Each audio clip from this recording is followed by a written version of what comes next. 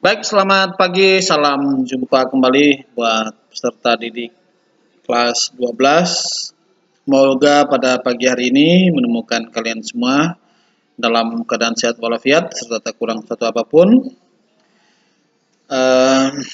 Dan tetap semangat meskipun kegiatan pembelajaran ini di dunia maya, tapi Bapak yakin kalian semua dapat mengikutinya dengan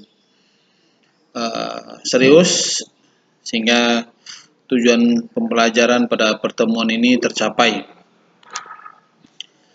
Pada minggu sebelumnya kita sudah melaksanakan ulangan harian pada materi bab 2 dan berdasarkan hasil yang saya cek itu baru ada 71 peserta didik yang sudah mengerjakan, dari kurang lebih 60-an orang yang belum menyelesaikan. Jadi peserta didik yang belum menyelesaikan ulangannya silakan dikerjakan sehingga tidak tertinggal nilainya. Pada pertemuan kali ini kita membahas tentang pengaruh kemajuan iptek terhadap negara dalam bingkai Bhinneka Tunggal Ika. Saya ulangi, pada materi pembahasan kali ini kita mempelajari tentang pengaruh kemajuan ilmu pengetahuan teknologi terhadap negara dalam bingkai Bhinneka Tunggal Ika. Nah, kita lihat yang pertama adalah pengaruh positif kemajuan ilmu pengetahuan dan teknologi. Ya, nah ada beberapa pengaruh positif. Ya, kalau penggunaannya tepat sasaran, ya tentu mendatangkan hasil yang positif. Tetapi kalau pengaruhnya di bidang tidak sesuai dengan sasarannya, tentu lebih banyak menghasilkan hal-hal yang bersifat negatif. Aspek yang menjadi pengaruh dalam bidang kemajuan teknologi, khususnya positifnya, yang pertama adalah aspek politik. Ya. Kegiatan politik. Nah, ilmu pengetahuan dan teknologi yang kita peroleh selama ini, apalagi di masa pandemi COVID-19, kita dapat mengetahui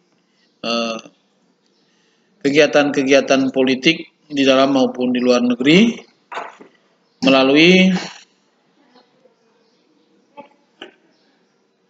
teknologi, melalui media massa.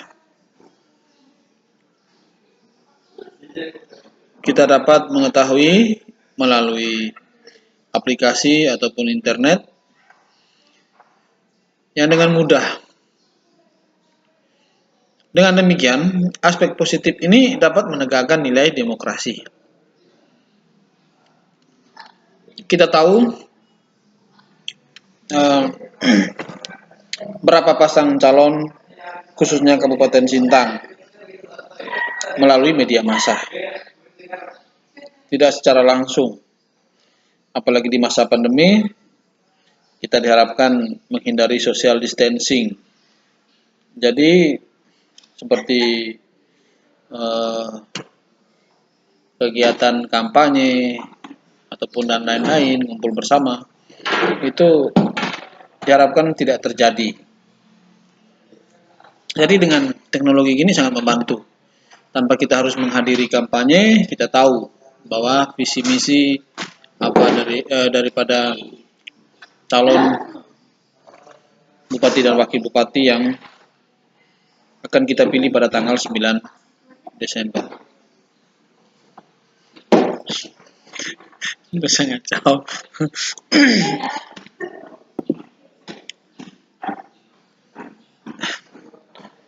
Yang berikutnya adalah memperluas dan meningkatkan hubungan kerjasama antar daerah. Itu tujuannya.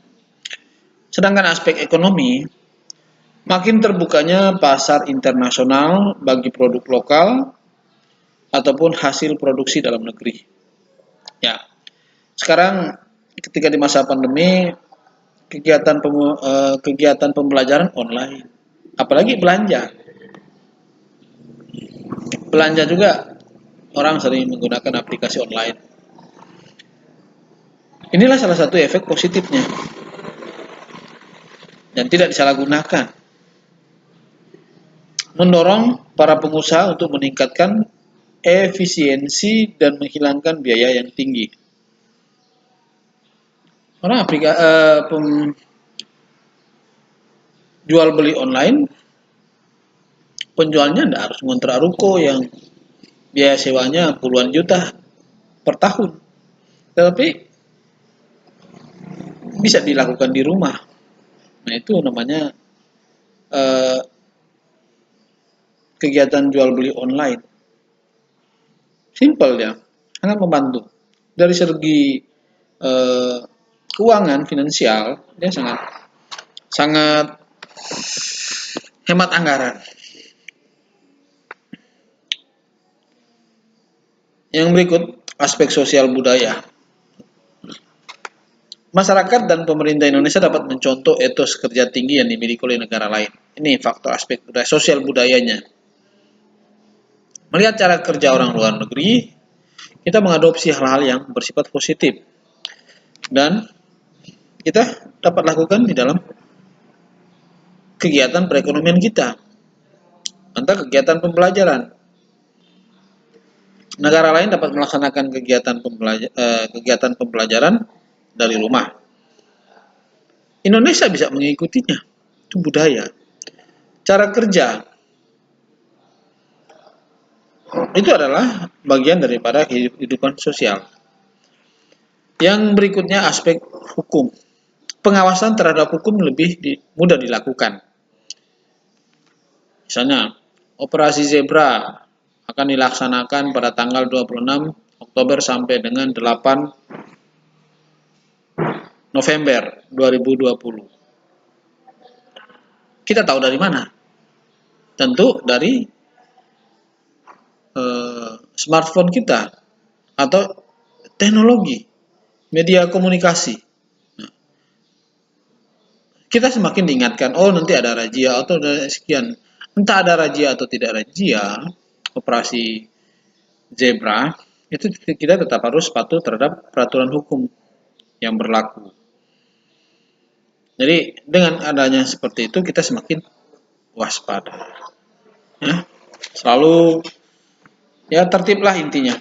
Karena inti tujuan daripada razia itu toh menegakkan kedisiplinan di masyarakat. Memudahkan masyarakat untuk mengetahui peraturan-peraturan yang ada.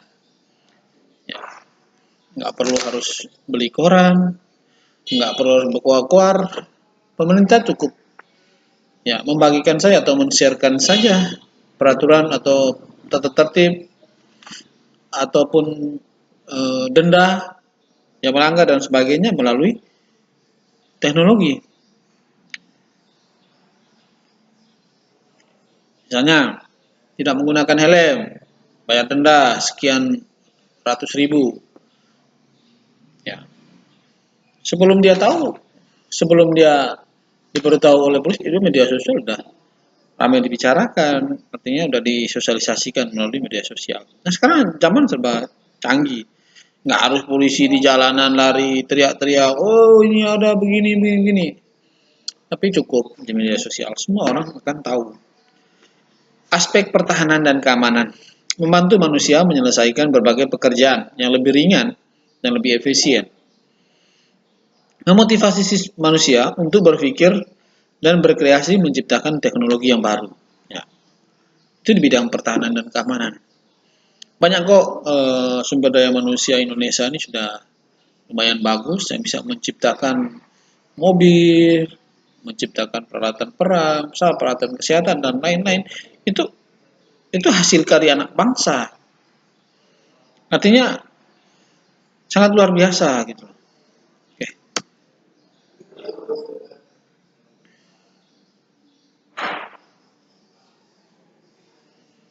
Pengaruh negatif, selain positif ada pengaruh negatif.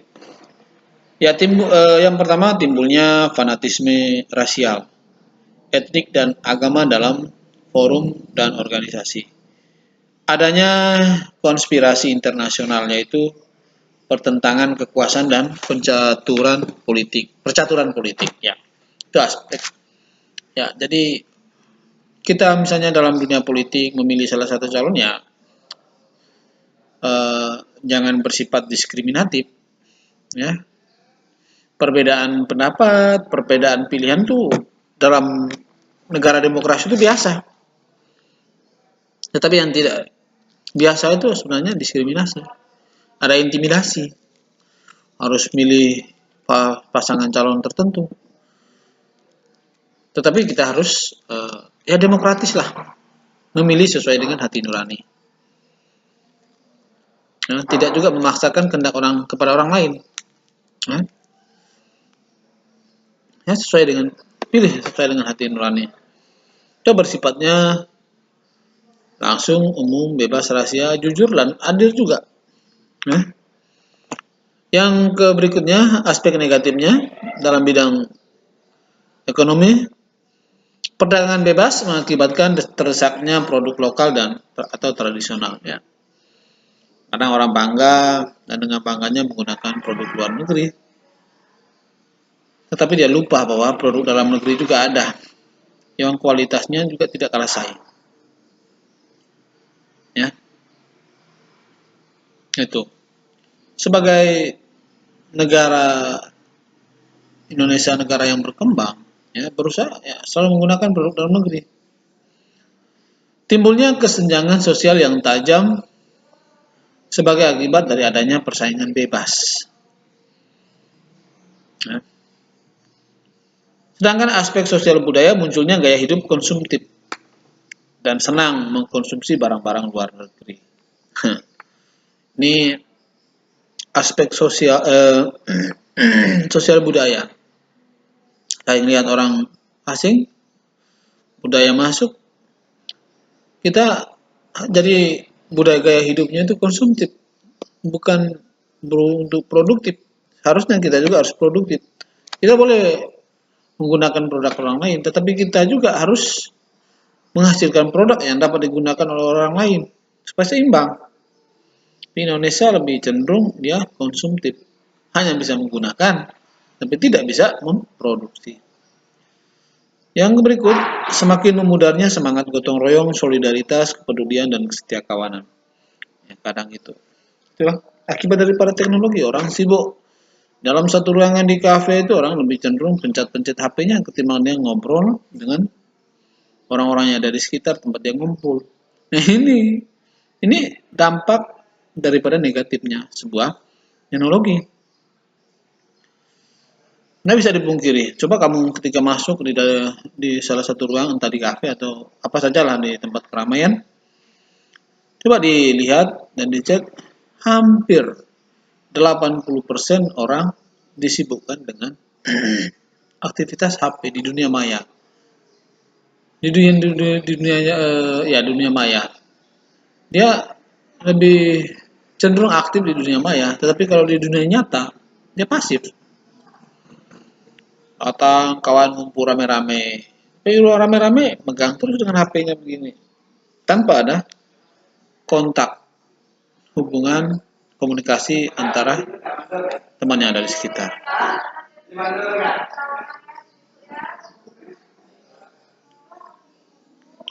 Aspek hukum, maraknya kejahatan atau cybercrime, ya, dengan kemajuan teknologi handphone di bidang komunikasi mudah sekali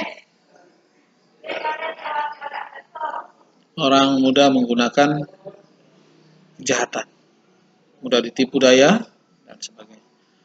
Memudahkan masyarakat dalam melakukan tindakan kriminalitas. Ya, itulah.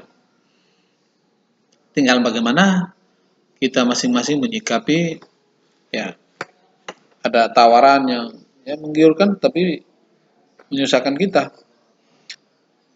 Yang berikutnya aspek pertahanan dan keamanan, munculnya perang informasi yang mengancam, ya, hoax, berita-berita hoax, orang udah agak di sini pendek tongkeng kata orang, disulut dengan berita-berita hoax makin jadi dia. ketika ada demonstrasi, lalu tersebarlah berita-berita hoax, lalu dia terpengaruh dengan berita hoax tersebut, akhirnya terjadilah diskriminasi. Nah, itu efeknya. Kalau tanpa kita menggunakan handphone, kita nggak akan tahu berita hoax, kita nggak akan baca, jadi hidupnya aman. Makanya jangan mudah terpengaruh oleh berita-berita yang bersifatnya hoax. Ya. Tahu dari sumbernya mana kebenaran juga baru kita membagikan hal tersebut ke orang lain.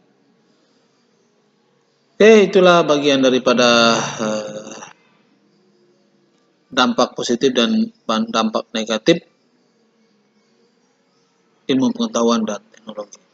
Baiklah, itulah pertemuan kita kali ini. Tetap jaga jarak, jaga kesehatan, selalu menggunakan masker, ya, physical distancing, social distancing. Oke, salam sehat, Indonesia hebat, Indonesia pintar, ya. Jadi kalau kembali ke SMK, SMK hebat, SMK bisa, SMK hebat. Sekian dan terima kasih, sampai jumpa.